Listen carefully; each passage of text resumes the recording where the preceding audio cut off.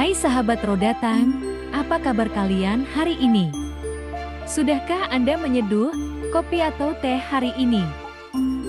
Apakah Anda tahu fakta kopi dan teh? Mari kita simak fakta di balik kopi dan teh berikut ini.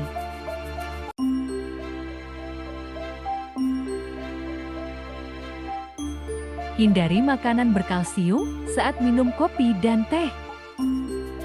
Makanan berkalsium seperti yogurt dan keju.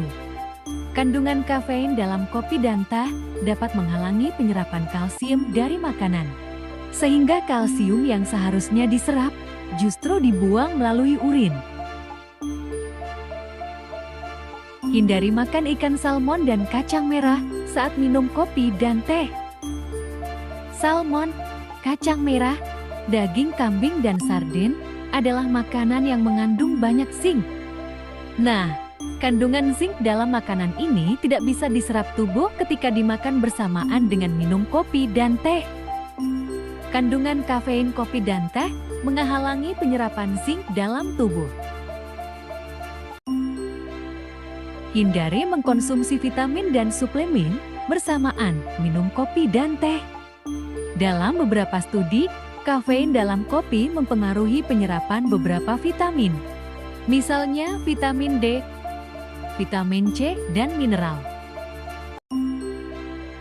Hindari makanan yang mengandung kunyit bersamaan dengan minum kopi dan teh.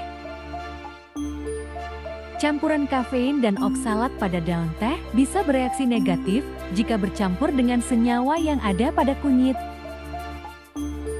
Hal ini bisa menyebabkan asam lambung, perut kembung, dan konstipasi.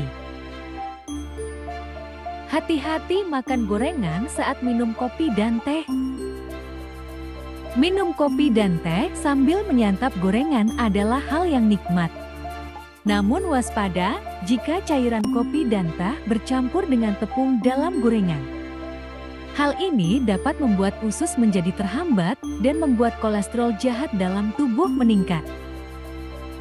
Itulah beberapa fakta kopi dan teh. Aturlah waktu sedemikian rupa untuk meminum minuman ini. Terima kasih telah menonton dan jangan lupa ikuti terus video dari Roda Time.